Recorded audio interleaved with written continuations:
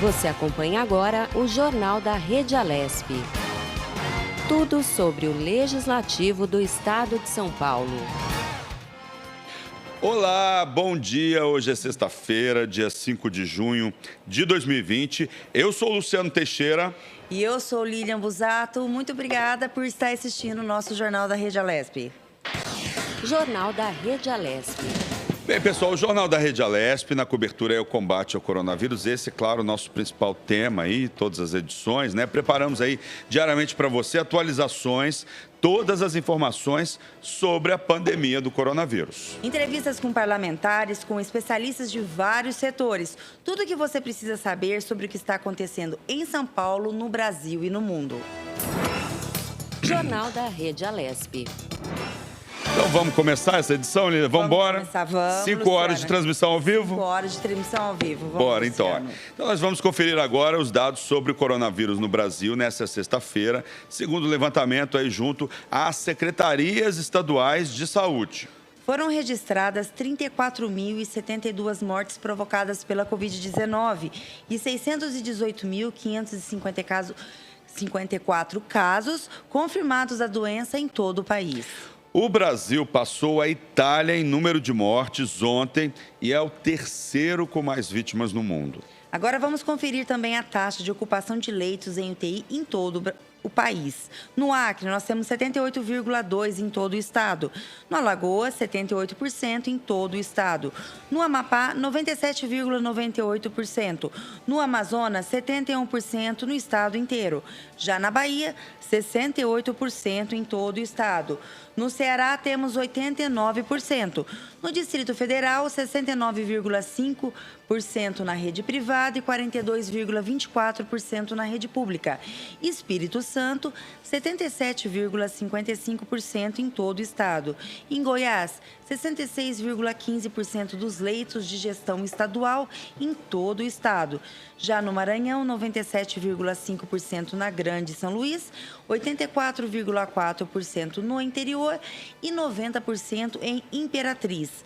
Já em Mato Grosso, 14,6%, Mato Grosso do Sul, 2,8% e em Minas Gerais, 70% em todo o estado.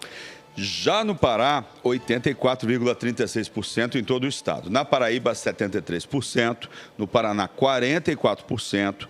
Em Pernambuco, 98% em todo o estado. No Piauí, 61%. Rio de Janeiro, 86%. Rio Grande do Norte, 93%. Rio Grande do Sul, 72%. Rondônia, 62%. Em Santa Catarina, 59,1% do sistema público em todo o estado. Em São Paulo, aqui em São Paulo, 69,3% em todo o estado. Em Sergipe, 89,6%. No Tocantins, 50% dos leitos ocupados no estado. Roraima não divulgou a lotação dos leitos de UTI no estado. Bem, pessoal, o governo de São Paulo vai custear 61 novos leitos de UTI para tratamento de pacientes infectados pelo coronavírus. O anúncio foi realizado ontem, na quinta-feira, pelo secretário de Desenvolvimento Regional, Marco Vignoli, durante entrevista coletiva no Palácio dos Bandeirantes.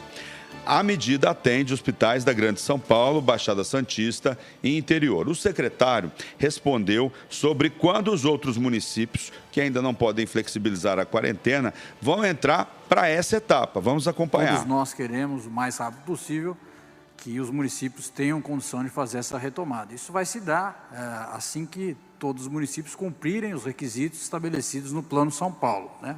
Plano profissional, que estabelece de forma muito clara, na evolução da pandemia, qual deve ser a situação daquela região para que ela possa flexibilizar, e também na capacidade hospitalar. A questão fundamental aqui da região metropolitana é a capacidade hospitalar.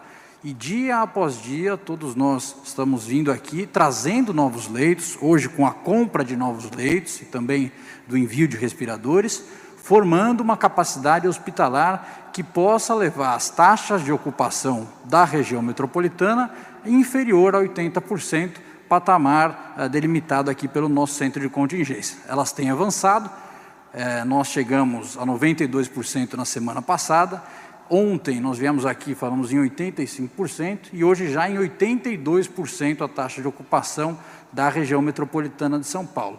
Todas as regiões têm avançado, hoje anunciamos mais 43 novos leitos de UTI para isso, amanhã nós vamos seguir investindo nisso, ao longo do fim de semana também. Nós estamos trabalhando em conjunto com esses municípios para que a capacidade hospitalar deles possa condizer com uma faixa em que seja possível eles poderem avançar de fase. A coletiva contou com o médico Fernando Kawai, formado pela USP, que trabalha há 16 anos em Nova York. O paulistano aproveitou as férias para ajudar no combate à pandemia também no Brasil. Fernando elogiou o Sistema Único de Saúde, o SUS, que, segundo ele, está à frente do que é feito nos Estados Unidos. Mas, apesar do trabalho, o médico pediu cautela quando questionado sobre outro tema, que é a reabertura completa por aqui. É uma situação muito difícil essa do isolamento, porque se correr, o bicho pega, se ficar, o bicho come. Qual que é esse balanço? Eu adoraria dizer sim ou não, mas a minha resposta vai ser uma resposta científica. Depende. Depende do número de casos, depende da sua capacidade de teste, depende do seu número de leitos e depende da necessidade econômica da população. E mesmo que a gente abra, eu acho que o fundamental é seguir com a prevenção do contágio. Aqueles casos, você conseguir, mesmo que você esteja abrindo, você achou aquele caso, você isolou ele e rastreou as pessoas, você consegue controlar. O sistema de saúde começou a entrar em colapso, isola de novo. Então, muitas vezes isso vai ser uma onda e a gente gosta de ter essa resposta sim ou não. Mas, na verdade, para situações graves, depende. Eu não tenho os números exatos do Estado de São Paulo para te responder, mas minha opinião é uma equação complexa que muitas vezes você pode até começar a reabrir, mas contanto que você tenha uma estrutura de testes, rastreamento, isolamento de contatos, o sistema de saúde que tenha a capacidade, acho que todos nós concordamos que o lockdown, fechar tudo para sempre não funciona também. Mas se for para reabrir, reabra progressivamente, com cuidado e com monitoramento e dados. Bem, o diretor do Instituto Butantan e membro do Centro de Contingência do Coronavírus em São Paulo, Dimas Covas, falou como o Estado vem tratando as populações mais vulneráveis. Atrás disso tem todo um esquema exatamente baseado na vigilância epidemiológica dos municípios onde essas unidades estão localizadas para tomar as medidas aí como o caso infectar. Dentro de cada uma dessas instituições, o mesmo procedimento, isolamento de casos, identificação de contatos, testes dos contatos, inclusive dos funcionários que têm relação com o exterior.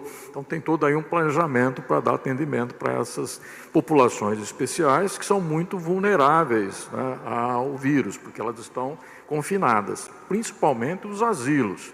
São 552 asilos no estado de São Paulo. Em alguns asilos nós já tivemos mortes, quer dizer, isso frequentemente aparece na imprensa. Então precisa ter uma ação especial para atendimento dessa população. Uma população de risco que precisa ser olhada com muito carinho.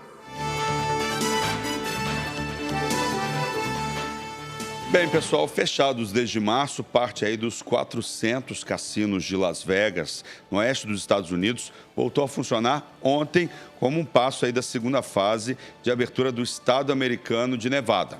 Entre os estabelecimentos que voltaram estão cassinos célebres do grupo MGM Resorts, como o Bellagio, a Mandalay Bay e o New York.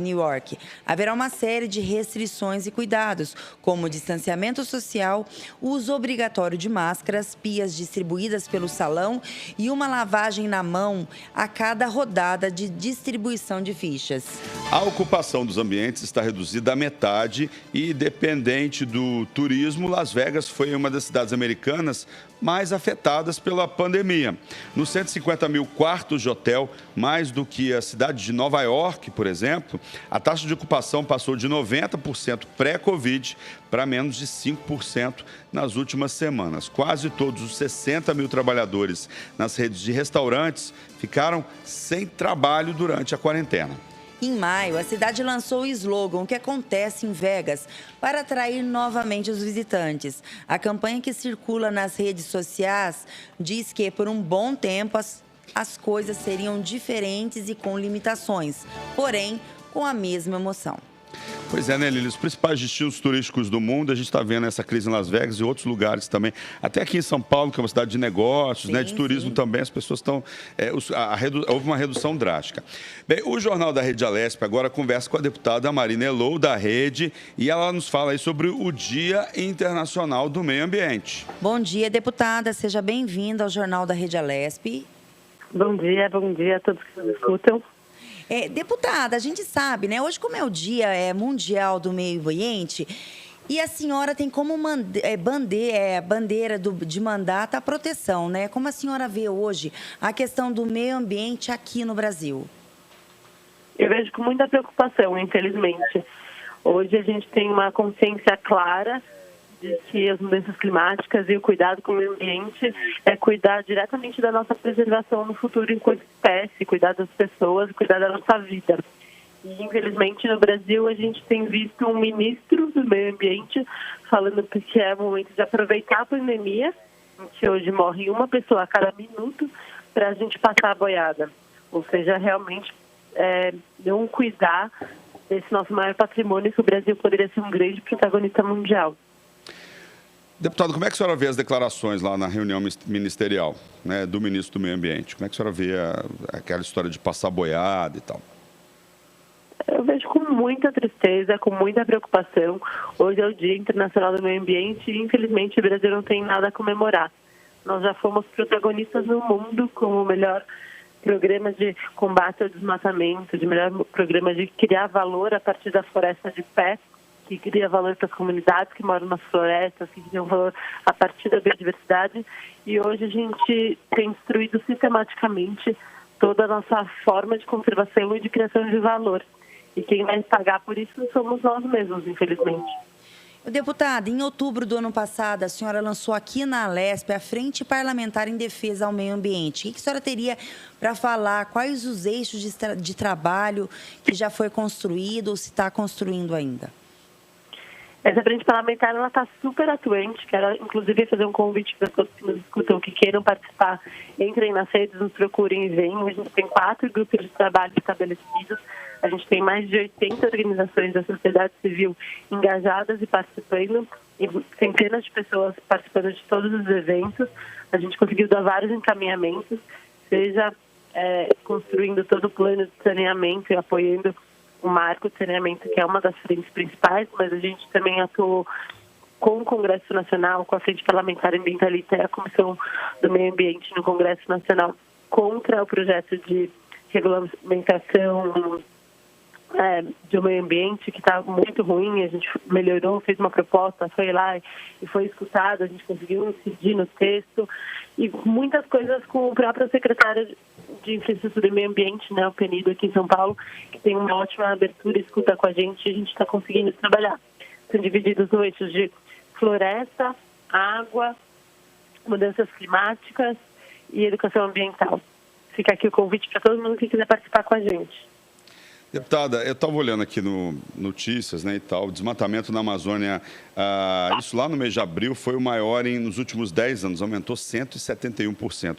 Eu acho que quando a gente fala em meio ambiente no Brasil, a gente tem que pensar, né, no nosso principal patrimônio, que não é só nosso, é um patrimônio aí do planeta, né, a gente tem a Amazônia, e a gente está vendo aí um avanço muito significativo no desmatamento da Amazônia. A gente vê leis aí, quer dizer, agora o registro, o CAR, né, o registro rural, né, facilitou aí para a pessoa que desmata ou para o poceiro. O que pode ser feito a partir daqui de São Paulo? Já que a gente sofre as consequências, no ano passado, por exemplo, a gente teve aquele dia mais escuro por causa de queimadas e tal. Como é que a senhora vê essa questão a partir da perspectiva de São Paulo, o maior estado do país, a principal economia? O que pode ser feito aqui? A senhora já falou um pouco aí de iniciativas da Assembleia. O que mais pode ser feito para ajudar no combate a esse desmatamento e melhorar a situação lá por cima? A gente precisa prestar muita atenção nisso, manter isso na pauta como uma prioridade, porque, como você bem disse, isso nos afeta diretamente. Desmatar a Amazônia muda o regime de águas e chuvas, isso está mais do que provado. Então, se a gente seguir nesse ritmo, teremos secas muito profundas aqui em São Paulo, não teremos colheita, a gente está prejudicando a nossa própria agricultura. Então, é uma falsa dicotomia hoje colocada entre o agro e o meio ambiente. Cuidar do meio ambiente é cuidar do agro, é cuidar da nossa principal atividade econômica brasileira e é cuidar das nossas vidas, porque a gente está garantindo que a gente possa continuar tendo a água, acesso à natureza e à biodiversidade. Então a gente precisa ter muita atenção nisso, não deixar a boiada passar, cobrar. A gente teve um caso de sucesso agora semana passada, em que o Congresso Nacional ia votar um projeto permitindo a grilagem em terras na Amazônia nesse momento de pandemia, em que todo mundo estava falando de outra coisa, realmente acharam que era apropriado, mas a gente conseguiu se mobilizar, mobilizamos várias pessoas aqui em São Paulo, até a Anitta se mobilizou, a gente conseguiu que ela tivesse atenta a isso e mobilizando as redes dela.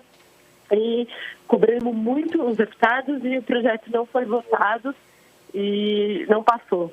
E é isso, a mobilização funciona, a gente precisa prestar atenção e defender o que é nosso maior patrimônio, que é a natureza, que é a biodiversidade. Deputada, quando a gente fala em meio ambiente, a gente também pensa em sustentabilidade, né? Que é um tema muito latente no mandato da senhora. O que a senhora poderia falar, comentar um pouco sobre a importância da sustentabilidade hoje aqui no Brasil como no mundo? A sustentabilidade é a criação de um novo paradigma, em que as coisas funcionam de forma interligada. A gente não cuida só do meio ambiente, a gente não cuida só do social das pessoas, a gente não tem um interesse só no econômico. A gente pensa de como fazer um novo modelo de desenvolvimento que as pessoas tenham prosperidade, a gente combata a pobreza, combata a desigualdade social e preserve o ambiente a partir dessa lógica. Gera valor a partir do meio ambiente. Então, esse novo paradigma é um dos nossos grandes desafios do mandato, que tem como grande objetivo construir o futuro. E o futuro a gente começa a construir agora. Infelizmente, a palavra sustentabilidade foi usada tanto a exaustão que as pessoas usam para qualquer coisa agora. Mas sustentabilidade tem a ver principalmente com esse novo modelo de olhar as coisas, de criar valor e de cuidar de todos os temas interligados. Tem muito a ver com uma outra pauta do mandato, que é a pauta das mulheres, né? Então, a gente entende que as mulheres têm uma outra forma de fazer e que, ocupando os espaços de poder, ela traz esse olhar. A gente inaugurou o mês do meio ambiente no mandato com um evento incrível, com 9 mulheres ativistas pelo meio ambiente, contando a trajetória delas.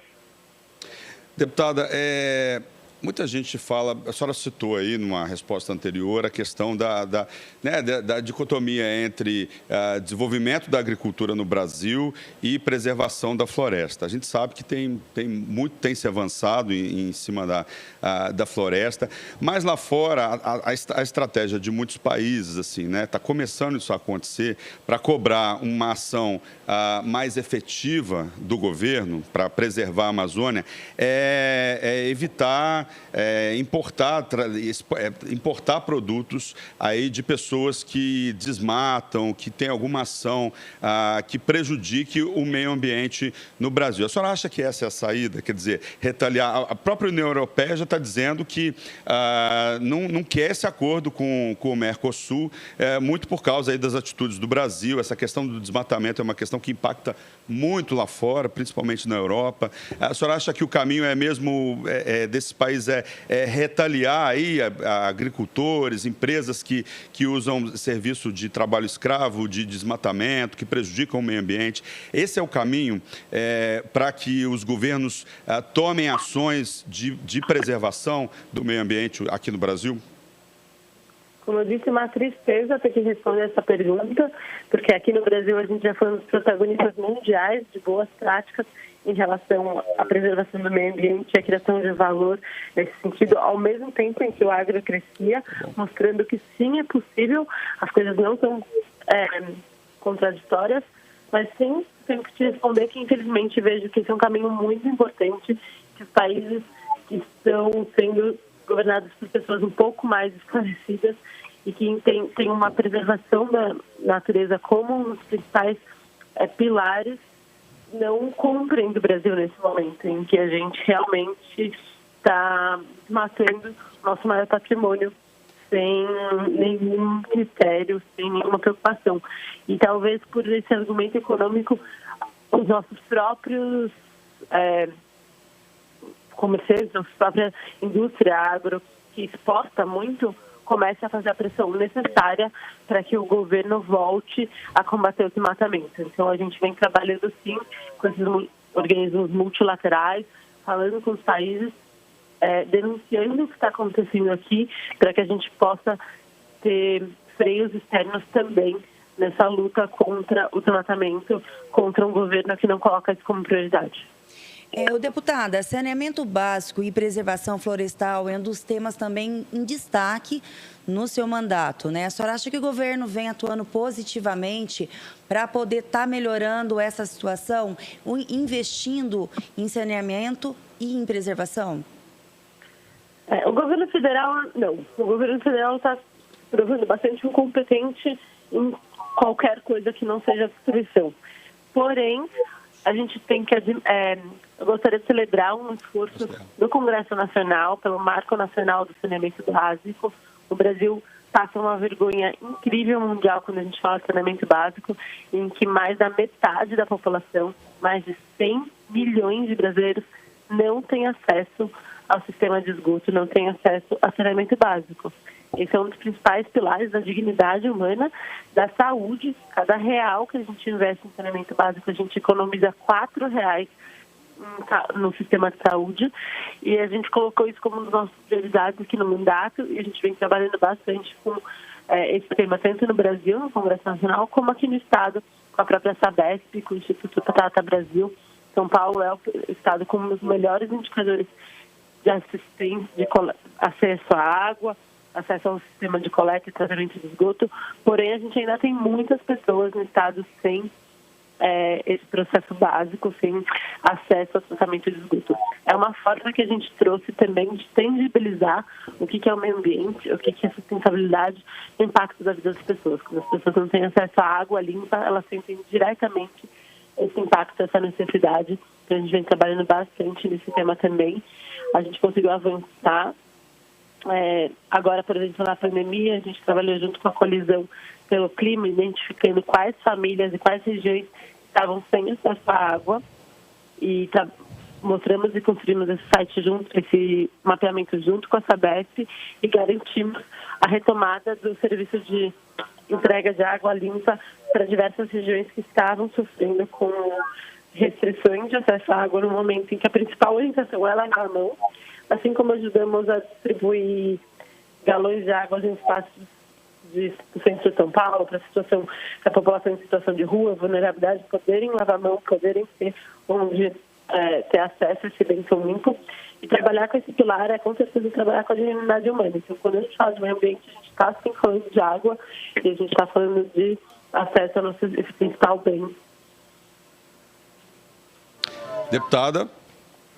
Oi. Deputada, falando em água, né, um outro assunto muito relevante que o mundo todo está discutindo é a questão do plástico, né? Hoje a gente recebe em casa uma embalagem plástica de um almoço, de uma janta, utiliza, retira a comida e joga no lixo, né? A gente tem aí uma enorme poluição nos oceanos, nos rios. Eu como repórter, minha vida de repórter, já fui fazer matéria de meio ambiente em Rio, que as pessoas jogam sofá no rio, né? Elas querem se livrar daquele sofá, jogam sofá no rio e outras coisas e tal. Os plásticos nos oceanos, né, é uma preocupação muito grande. A gente tem uma grande área com lixo plástico, principalmente no Oceano Pacífico. A água que a gente toma hoje, os principais testes já mostram que a gente consome junto com a água microplástico, e eu acho que essa é uma preocupação que todo mundo tem que pensar um pouco e conscientizar. Como é que a senhora vê essa questão do plástico, que é tão importante na discussão hoje de meio ambiente?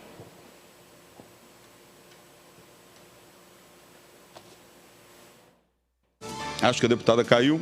Caiu? Vamos aguardar? Tá bom, vamos esperar um pouquinho aqui, ó. Então, a gente está falando dessa questão do plástico, né? Do consumo consciente.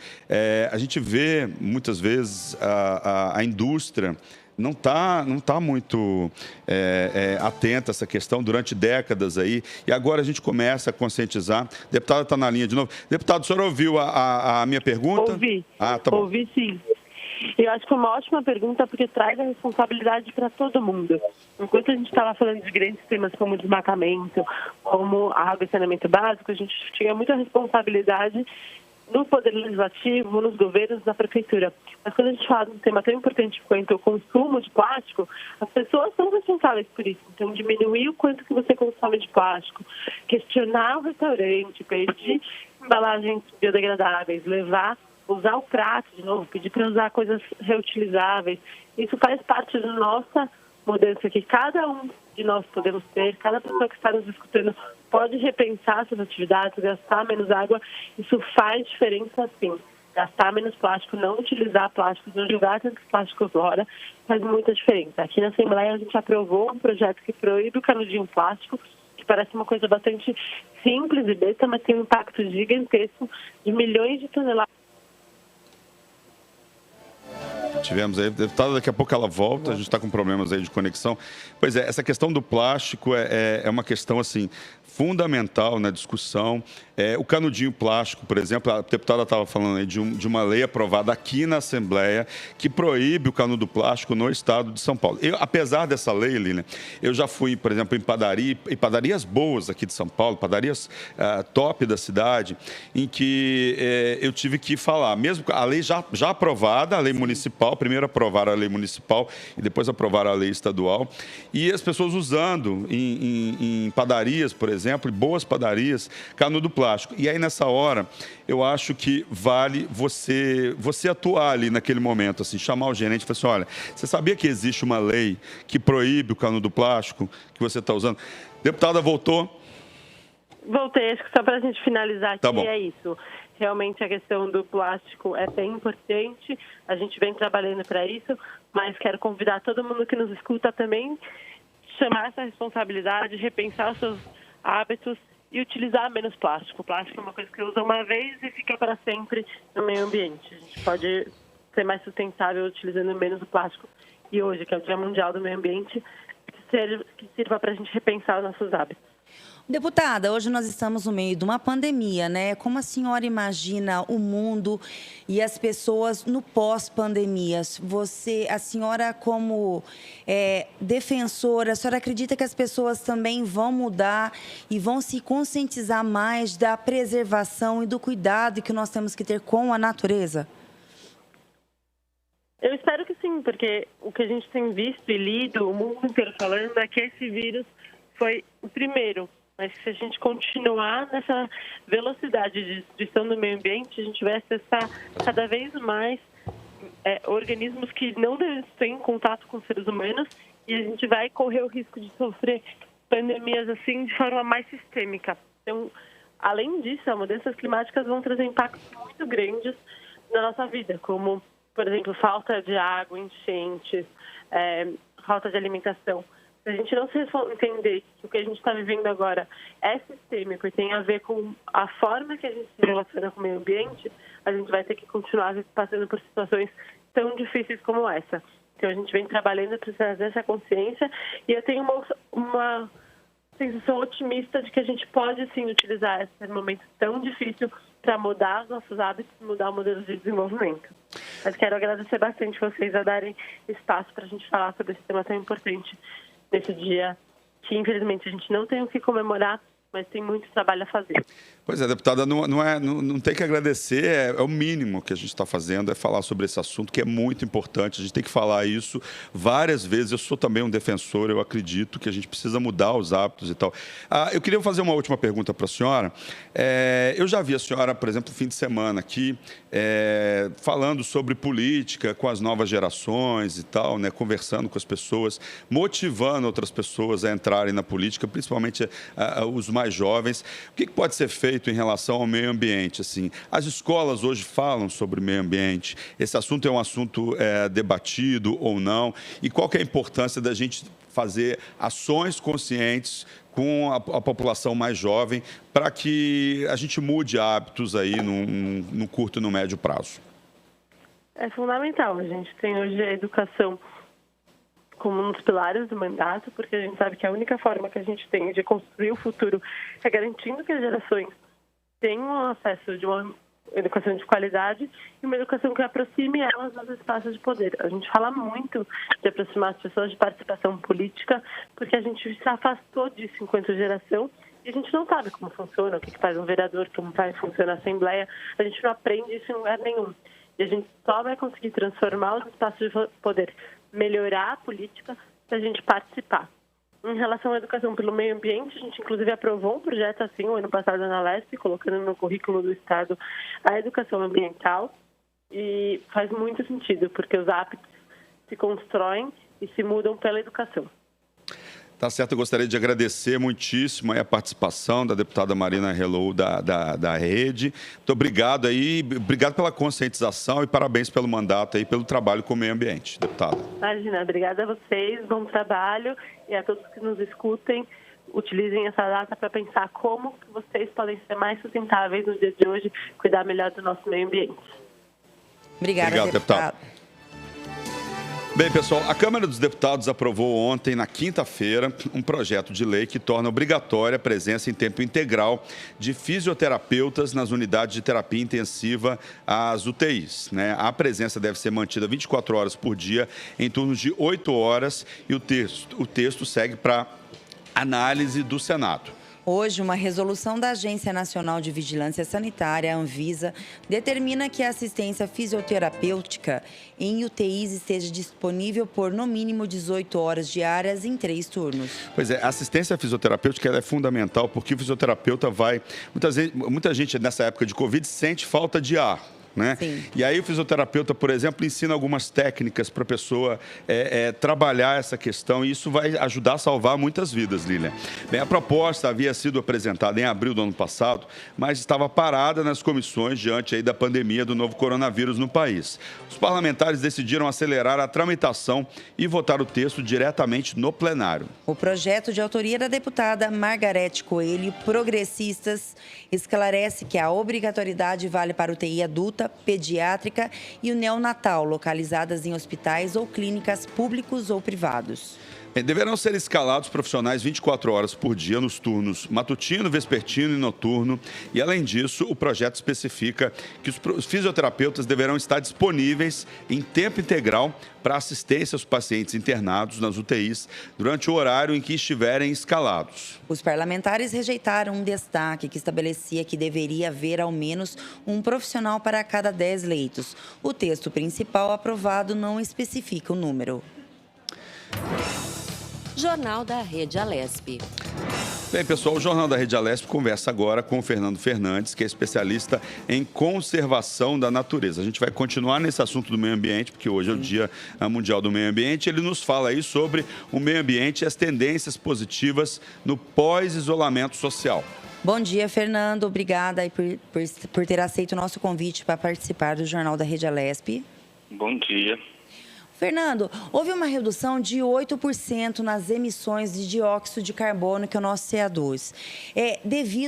Você acha que essa diminuição foi devido ao isolamento social? Eu sei que é triste o momento de pandemia, mas com o isolamento, o meio ambiente ele está mais saudável?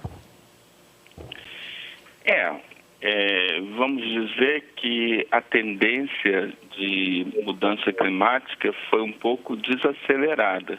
Eu acho que isso é sim resultado do isolamento social. Então, foi muito diminuído o tráfego de veículos, né, que é uma das fontes principais de CO2, assim como as viagens internacionais, as viagens aéreas, né, que também são outra fonte importante. Então, com isso, houve essa redução que você falou, estimada em 8%. Isso gerou uma redução estimada em 11%, aproximadamente, no aumento da concentração de CO2 na atmosfera. Quer dizer, a nossa redução de emissões de 8% geraria uma redução de aproximadamente 11% no aumento da concentração. O que deve ser entendido, eu acho, corretamente, é que a concentração do CO2, que é principal responsável pelo efeito estufa, né? Não é o único, mas é o principal que gera as mudanças climáticas, essa concentração continua aumentando, só que ela está aumentando mais devagar. Esse ano a previsão é que ela vai aumentar, então, 11% mais devagar. E isso teria um pequeno reflexo na desaceleração da mudança climática. As pessoas só devem ter claro que a concentração do CO2 continua aumentando e que a mudança climática vai vir, está vindo, está chegando. Apenas o que essa redução da emissão que você mencionou vai fazer com que a mudança climática aconteça um pouco mais devagar do que ela acontecia antes. Fernando, uma questão fundamental nessa discussão aí do meio ambiente é o aumento aí da temperatura dos oceanos, o aumento da temperatura do planeta Terra nos últimos anos, né? Esse aumento nunca foi tão grande aí, desde que começou essa medição. A gente tem o derretimento aí dos icebergs, né? A gente tem uma previsão de elevação dos oceanos. Isso quer dizer que muitas cidades litorâneas aí do nosso país e do mundo vão ter um aumento aí do nível, né? Podem ser inundadas nos próximos anos. Qual que é a importância dessa discussão sobre o aumento da temperatura e o que a gente pode fazer no curto e no médio prazo para ajudar a diminuir esse aumento que está tão grande aí nos últimos anos? Bom, o que está acontecendo, na verdade, as pessoas no passado falavam muito em aquecimento global. Acho que hoje em dia é mais adequado falar em mudança climática. O aquecimento global médio, da média do planeta, está acontecendo, como você falou, está acontecendo num ritmo muito rápido em relação a tempos históricos anteriores, né? Mas muito mais rápido que acontecia antes. E agora, isso, na verdade, todos os modelos de mudança climática, eles mostram que a variância também está aumentando. Então, isso não quer dizer que o planeta vai ficar uniformemente mais quente. Quer dizer que há extremos maiores. Quer dizer que os extremos de calor vão ser muito maiores e até os extremos de frio vão ser maiores. E isso gera uma quantidade muito maior de tempestades. Quer dizer, por exemplo, tempestades, furacões, normalmente são gerados por massas de ar aquecidas em excesso pelo oceano, está em temperaturas muito altas, etc.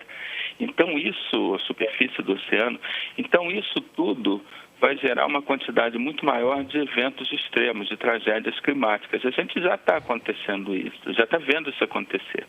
E essa mudança, ela ocorre de formas diferentes em lugares diferentes, ou seja, regiões do planeta vão ter efeitos diferentes. Então, algumas regiões podem ficar muito mais secas, como é o caso da Amazônia brasileira. Então, você tem muitas regiões do mundo que são regiões de agricultura, especialmente onde a agricultura já é marginal, que não são regiões que são extremamente adequadas para a agricultura, que vão deixar de funcionar como regiões agrícolas. Então, vão ficar secas demais, você tem um efeito sobre a umidade e tudo mais. Então, isso acaba gerando problemas sérios, inclusive para alimentar a população. Você vai ter uma grande quantidade de refugiados ambientais, já está tendo. Quando as pessoas falam em muitos refugiados saindo da África, tudo, em muitos casos é porque as condições de vida pioraram muito por causa de mudanças climáticas, por causa das áreas terem se tornado mais inservíveis para a agricultura. E também tem efeito muito grande sobre a biodiversidade. Um monte de animais estão adaptados, animais e plantas, estão adaptados a condições de temperatura e umidade que estão mudando.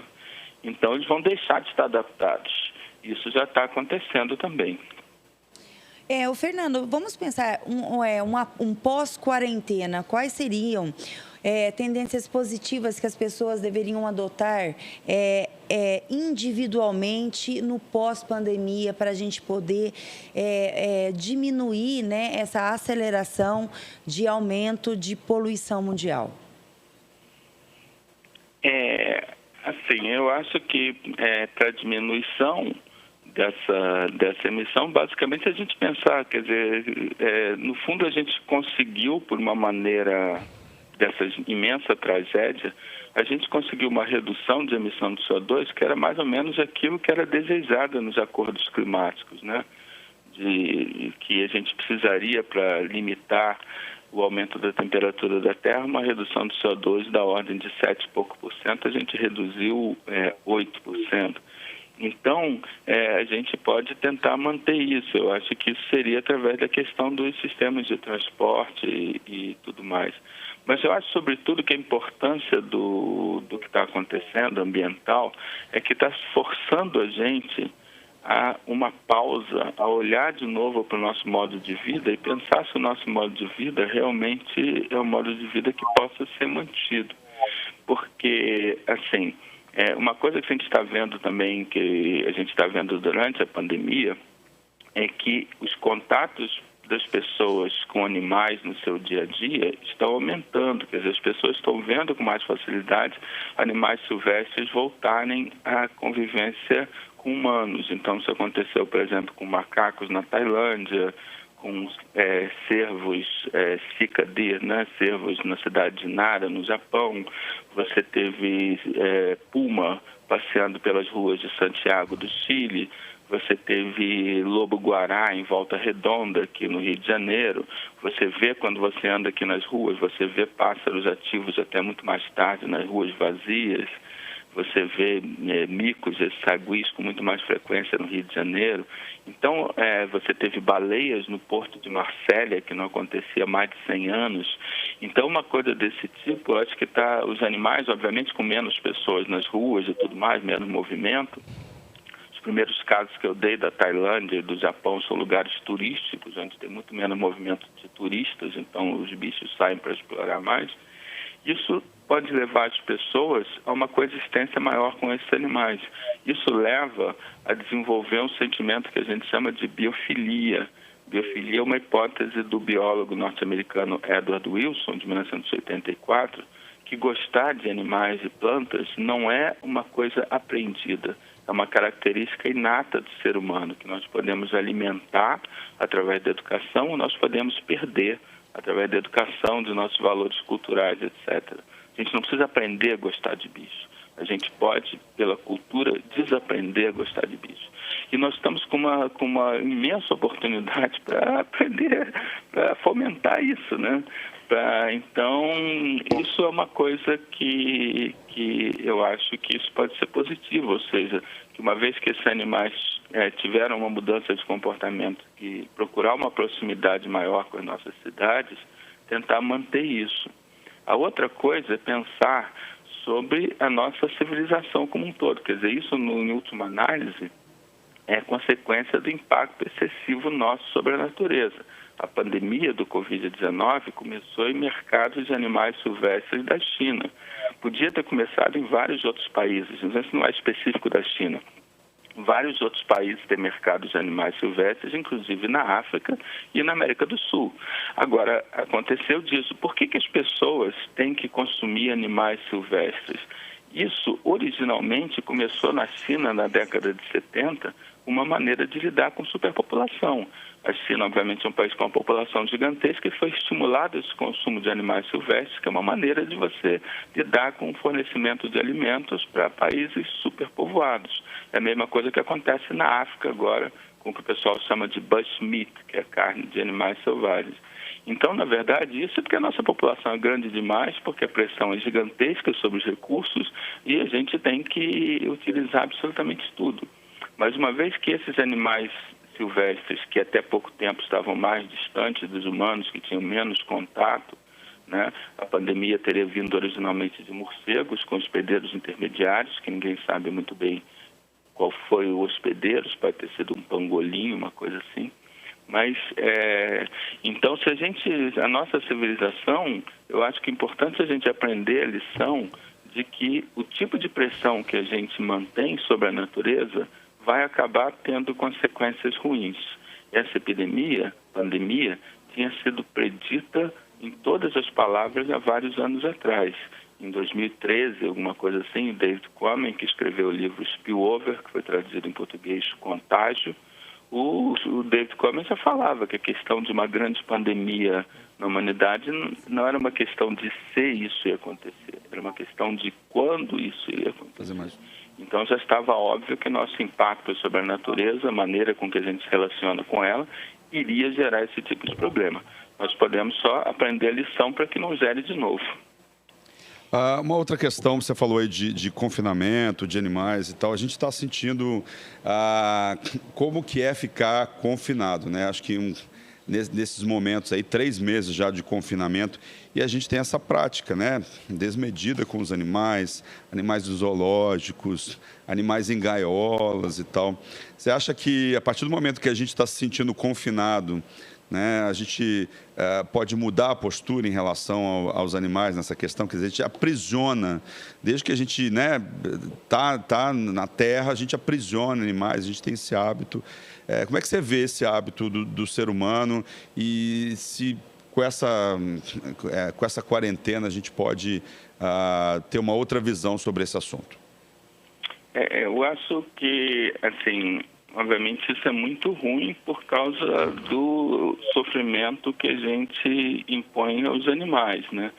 Então, eu acho que o confinamento, da mesma maneira que para nós é uma coisa muito, muito ruim, e olha que nós podemos geralmente sair de casa, nossas casas tendem a ser relativamente grandes em comparação com o espaço que a gente dá para os animais, e muito cheias de atividades, etc.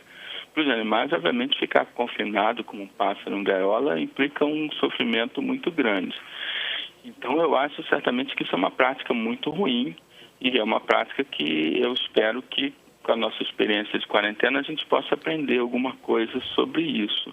Eu não sei se a gente vai aprender, porque eu não tenho visto tanto essa discussão. Quanto aos zoológicos, acho que os zoológicos a gente deve pensar nos zoológicos com bastante cuidado, porque o próprio papel objetivo e o papel dos zoológicos já estão mudando. Porque zoológico, quando eu era criança, algumas décadas atrás, zoológico era simplesmente um espaço que você ia para ver um bicho em gaiola. Hoje em dia, os zoológicos importantes no mundo inteiro, e isso já está acontecendo com zoológicos no Brasil, como o próprio zoológico de Sorocaba, por exemplo, em São Paulo, o zoológico de Brasília, até certo ponto esse é o caminho que está tomando o zoológico do Rio de Janeiro. Então, os zoológicos estão virando instituições de pesquisa para a reintrodução de fauna, por exemplo. Eu faço minha equipe no Rio de Janeiro, na Universidade Federal do Rio de Janeiro, e parceiros de outras universidades, Universidade Federal Rural do Rio de Janeiro, Instituto Federal do Rio de Janeiro, nós fazemos reintrodução de fauna. E o Zoológico do Rio de Janeiro é nosso parceiro. Então, cada vez mais os zoológicos são também centros de pesquisa, onde se estuda reprodução em cativeiro para você fazer reintrodução de espécies ameaçadas, esse tipo de coisa. Então tem de tudo. Acho que o zoológico está mudando um pouco sua finalidade. Mas a coisa das pessoas aprisionarem privadamente animais para o seu deleite, eu acho que é muito ruim, né? E implica um sofrimento muito grande. Acho que a gente deve pensar na questão dos direitos animais, né? Eu vejo os direitos animais no Brasil serem defendidos muito pensando nos animais domésticos. As pessoas defendem os direitos animais pensando em cães, em gatos, em gado bovino, etc. E é importante que as pessoas façam isso, porque esses animais têm sofrimento. O gado bovino tem uma quantidade imensa de sofrimento da maneira que ele é criado, etc. Agora, eu vejo muito pouca gente no Brasil, ou quase ninguém, discutindo os direitos animais em termos dos animais silvestres. Os animais silvestres, a ciência tem mostrado que eles sentem. Eles não, obviamente eles não são, a mente deles não é igual à nossa, mas a mente deles é produto do mesmo processo evolutivo que nos gerou, né? E a mente deles, eles têm quase todas as emoções humanas já foram detectadas em animais, não são exclusividade nossa. Então, eu queria citar, só para concluir essa resposta, citar uma frase muito interessante do Jeremy Bentham. Jeremy Bentham foi um filósofo britânico do século XVIII, que foi possivelmente uma das primeiras pessoas a escrever sobre direitos animais, e ele escreveu: "The question is not can they reason, nor can they talk, but can they suffer?" A questão não é eles podem raciocinar, nem eles podem falar, mas eles podem sofrer. Essa é a questão fundamental de direitos animais, e isso a gente frequentemente demais esquece disso. Tá certo, eu gostaria de agradecer ao Fernando Fernandes, que é da Rede de Especialistas em Conservação da Natureza. Muito obrigado aí pelas suas orientações e pela sua fala aí no Dia Mundial do Meio Ambiente. Ok, obrigado a vocês. Bom dia. Bem, vamos continuar aqui, ó. A infectologista Rosana Hickman do Hospital Emílio Ribas, a Richman. Ela me ensinou um dia, eu fiz um programa com ela esses dias aqui para a Rede Alesp, eu falei assim, qual que é o seu nome certo? É Richman, Rosana Richman, do Hospital Emílio Ribas, destaca que é importante lavar as máscaras de pano após o uso para toda a população. Os cuidados na hora de tirar os acessórios do rosto é fundamental para evitar a contaminação. Segundo a especialista, produtos como sabão em pedra, sabão em pó, sabonete ou água sanitária diluída em água são eficientes para eliminar o vírus. Hitman recomenda ainda que a máscara seja passada com ferro para garantir que nenhum vírus sobreviva.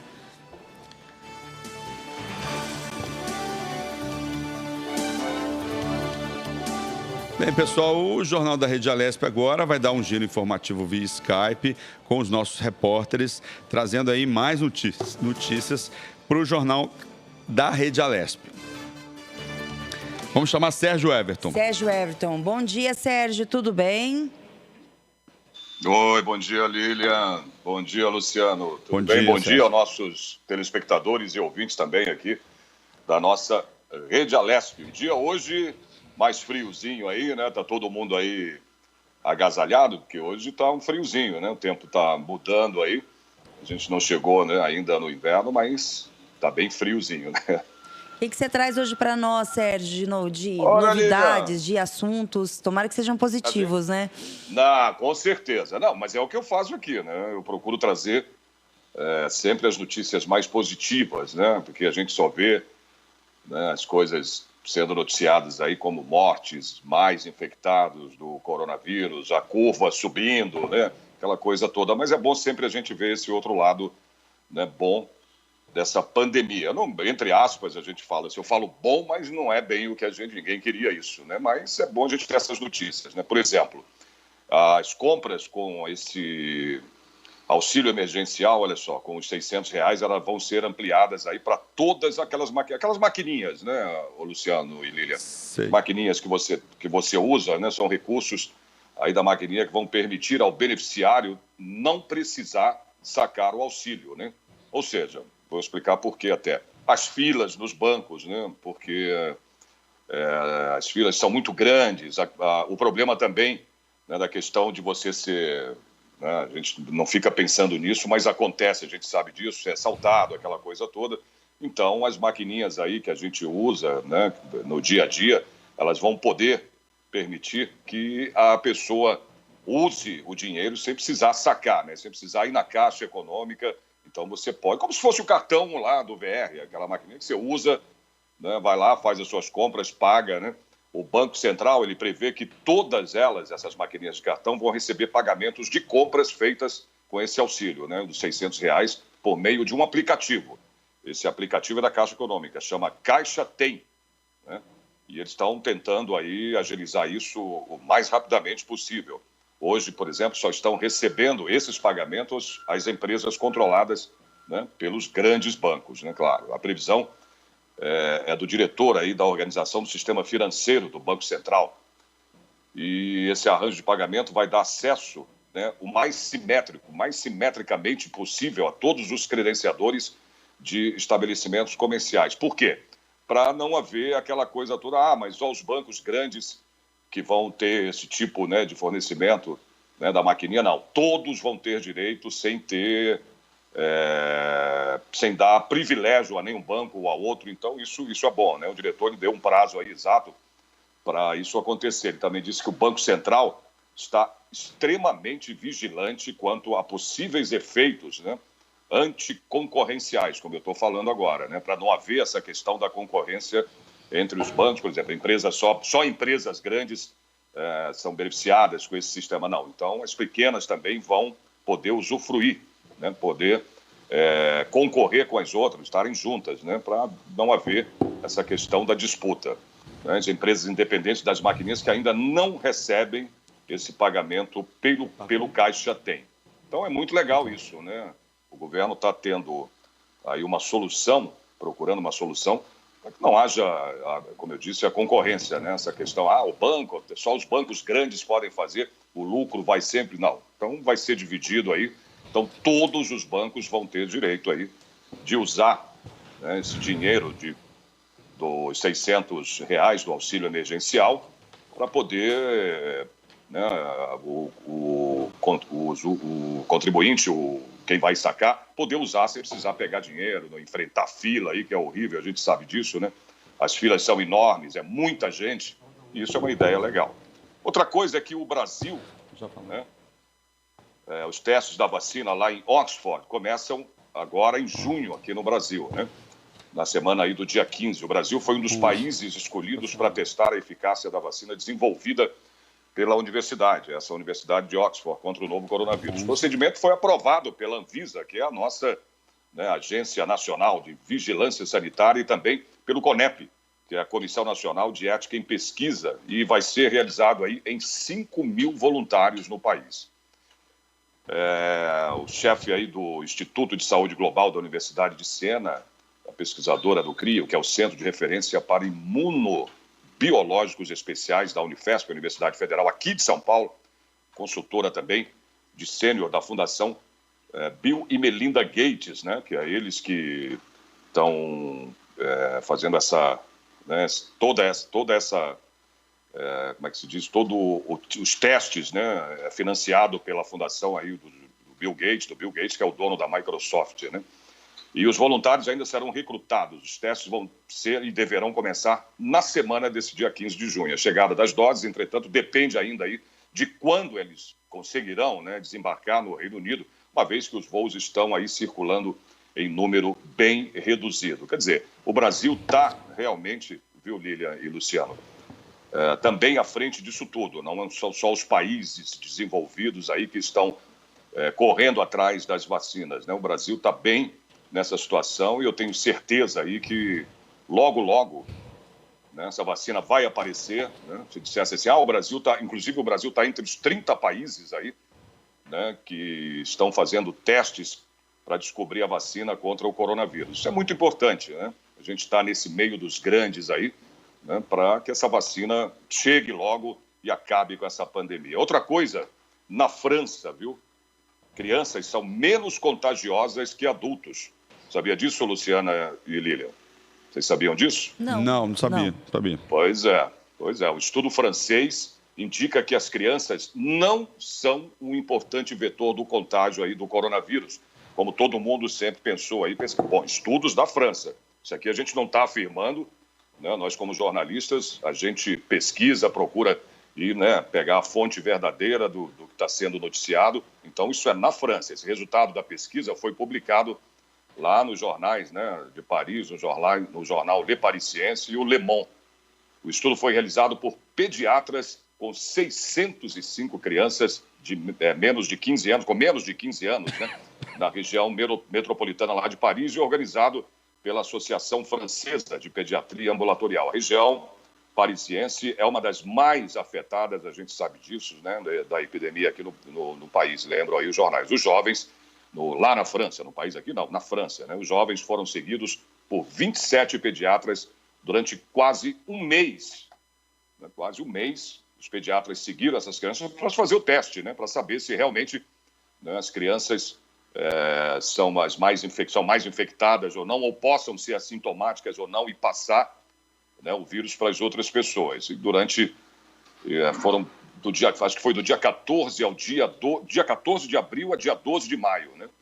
E ficou aí essas crianças sendo monitoradas para saber, e realmente foi comprovado lá na França que as crianças, elas são menos propensas, né, a passar esse vírus o coronavírus, né, o novo coronavírus. O objetivo dessa pesquisa era desvendar o papel das crianças e também dos adolescentes na propagação da epidemia desse novo coronavírus, né? Ainda existem, olha, não é assim também não, né? Existem ainda muitas incertezas e fatores desconhecidos sobre a doença, mas as crianças, né, parecem ser menos infectadas mesmo e menos contagiosas. Segundo a pesquisa, confirmou que a doença atinge principalmente os adultos, né? Os casos graves e também de mortes ocorrem aí quase que exclusivamente a idosos ou pessoas que já tinham doenças, por exemplo, doenças pré-existentes, né? Como hipertensão, né? Diabetes, essas coisas. Recentemente, a Agência de Segurança Sanitária e de Saúde Pública da França informou que os casos pediátricos da Covid-19 representam uma pequena porcentagem do total de contaminados no mundo, que é aí entre 1% e 5%. Quer dizer, pelo menos as crianças estão mais, né, segundo o estudo, livres, né, de pegar o coronavírus e também de ser portadora, né, desse vírus, né, Luciana e Lília? É uma boa notícia, né? Eu sei que não tem mais, a gente sabe que não existe mais grupo de risco, né? No começo, os idosos corriam mais risco, né, de contrair o coronavírus por causa da idade, né, de doenças, né, que geralmente a pessoa mais velha, mais idosa tem, e isso é normal, né? Então, isso prova aí que as crianças não são tão, né, afetadas pelo coronavírus, pelo menos nesse estudo aí na França. Isso é uma boa notícia, né?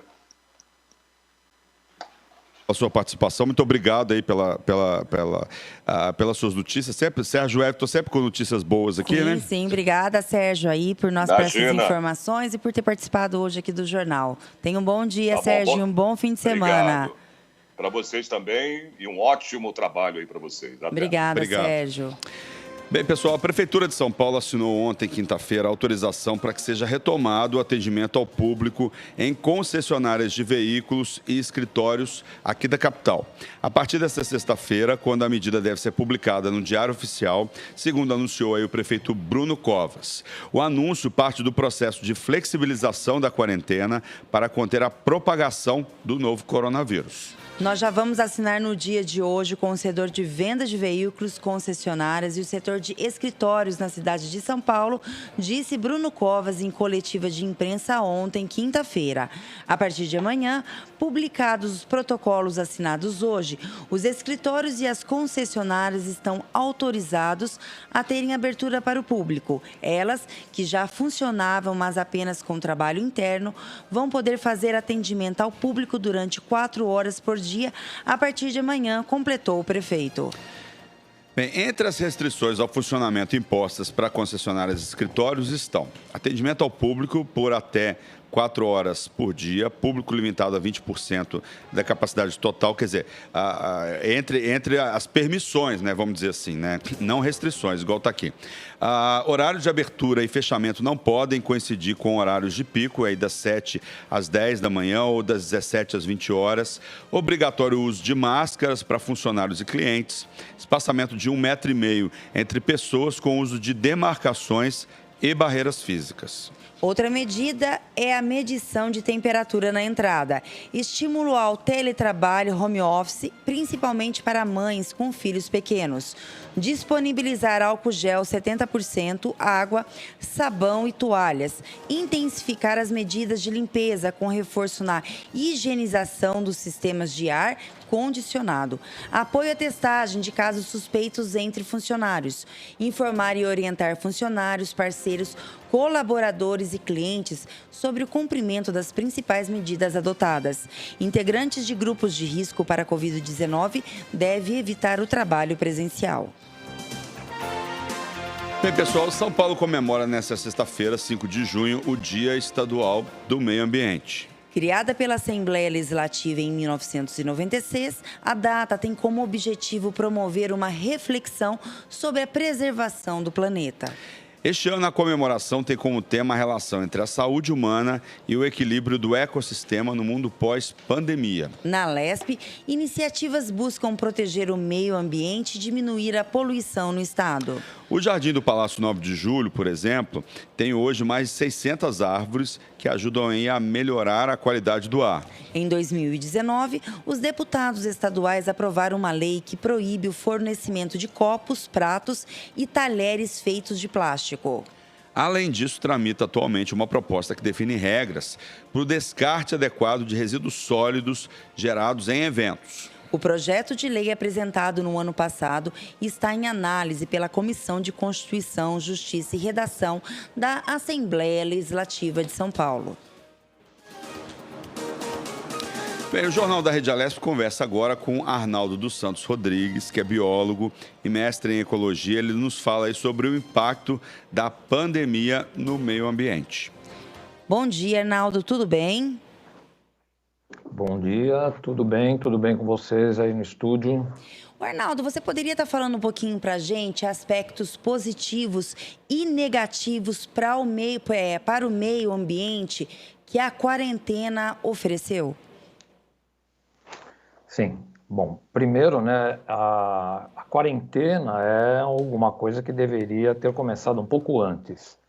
Isso mudaria tudo na visão científica da pandemia.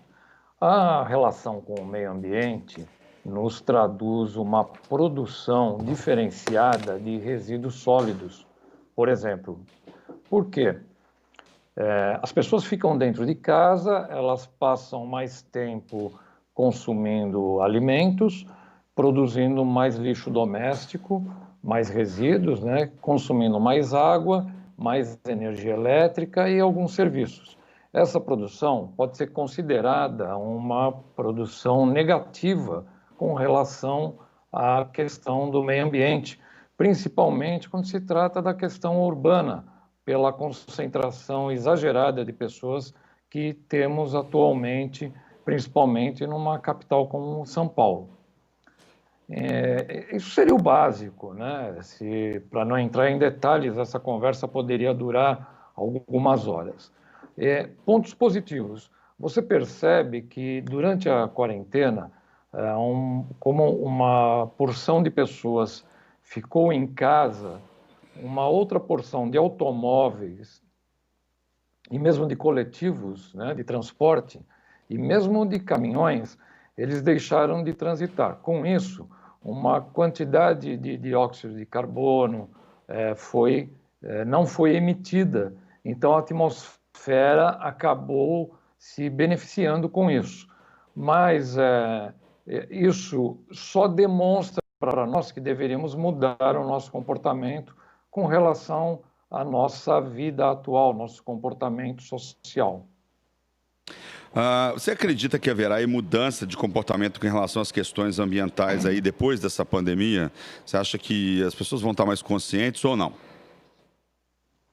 Bom, as pessoas no Brasil, na minha visão, elas tiveram uma mudança a partir da Constituição de 1988 para o lado bom, né?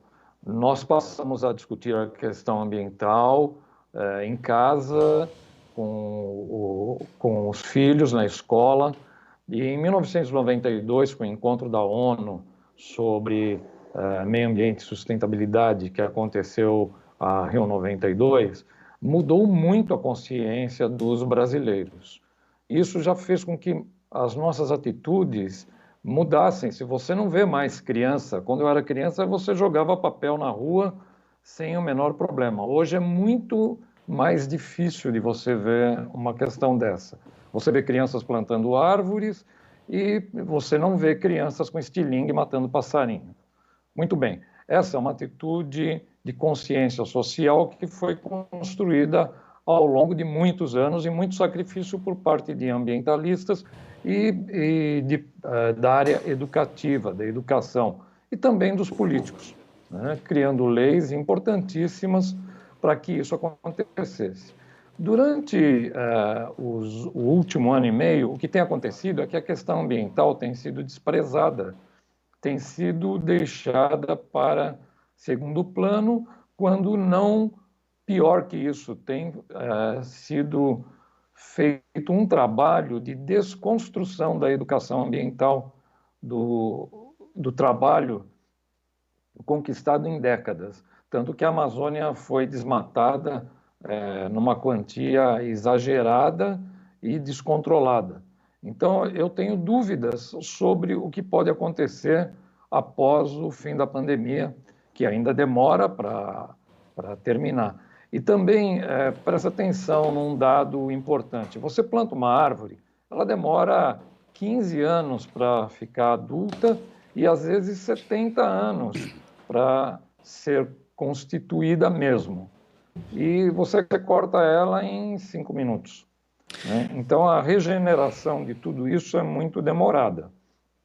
É lógico que esse é outro assunto, vocês estão de parabéns, é um assunto que dá para discutir o dia inteiro. Aliás, é o que as universidades e os congressos do mundo e a ONU estão fazendo. Mas acho que, eu não sei se eu respondi a sua pergunta. Acho que sim, acho que você respondeu sim. Eu queria saber de você qual que é a sua expectativa para o meio ambiente aí, né, depois da pandemia. A gente fala de comportamento primeiro e no segundo momento, a expectativa aí do meio ambiente para depois da pandemia. A gente já vê, por exemplo, aí, né, que os oceanos, pelo menos no litoral, estão mudando aí de cor, estão ficando mais limpos por causa dessa falta de lixo que está sendo jogado. As pessoas estão jogando menos lixo porque estão mais em casa. Como é que você vê o meio ambiente depois da pandemia? A gente vai sofrer do mesmo jeito? Qual que é a sua análise? Bom, existem pelo menos 3 momentos logo após a pandemia, né? O primeiro momento é aquele que uma parte da sociedade continua com um receio e por isso ela sai menos, né?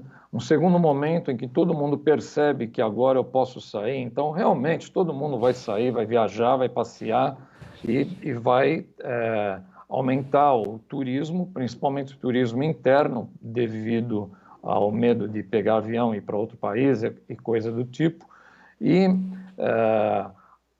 se não existir um trabalho das prefeituras para conter de uma forma educativa essa questão de depósito de lixo, etc., vai ser um problema. E o terceiro momento, né, é quando você mede o que aconteceu.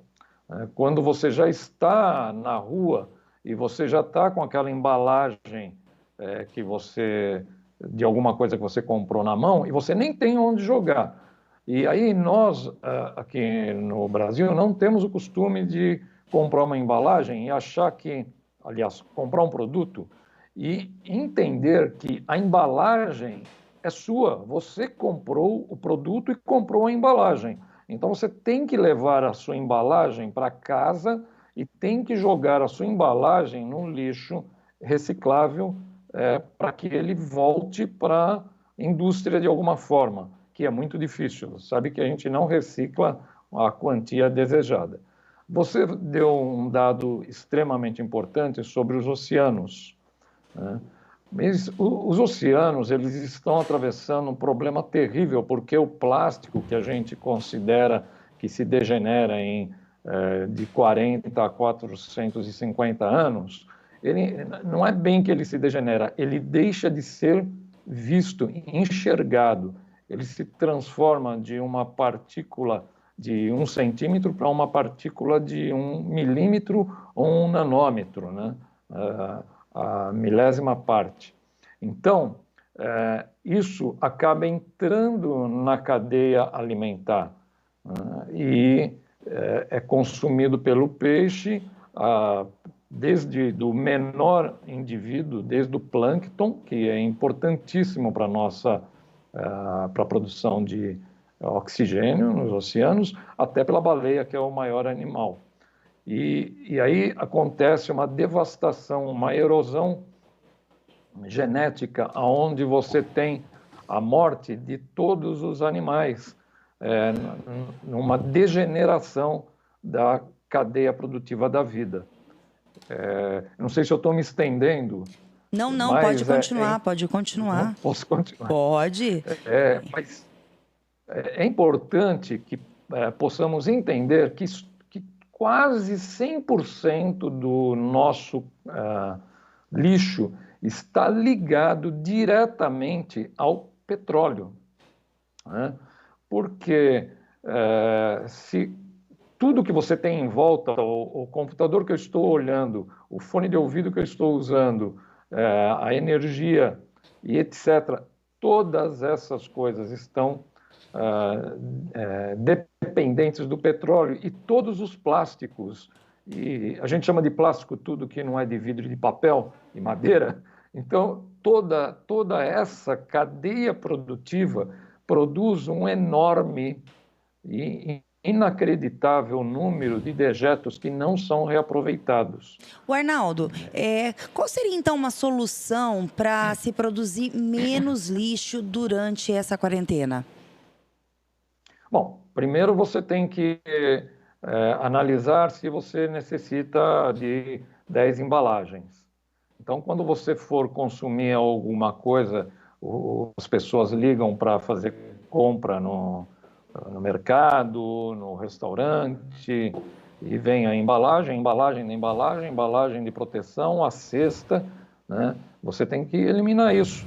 Você pode pedir para o seu fornecedor, olha, não precisa embrulhar isso como se fosse presente, né? Isso é a primeira coisa. A segunda coisa importante, separação de resíduos.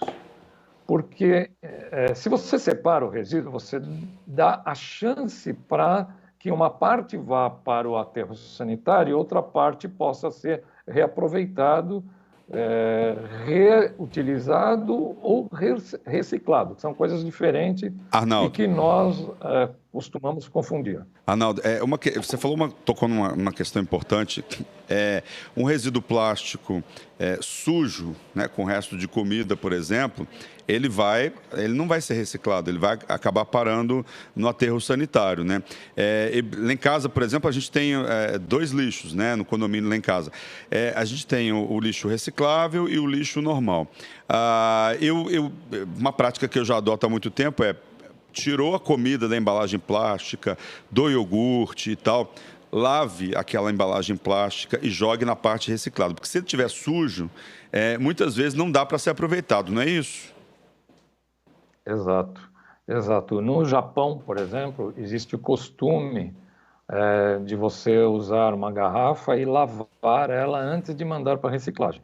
Inclusive existe multa, eu não sei se ainda existe a multa, mas as pessoas fazem isso. Elas lavam as embalagens antes de mandar para reciclagem. Isso é extremamente importante, inclusive diminui a quantia de doenças, né? Porque quando você manda o seu lixo para o aterro, o aterro não é uma solução muito boa, né?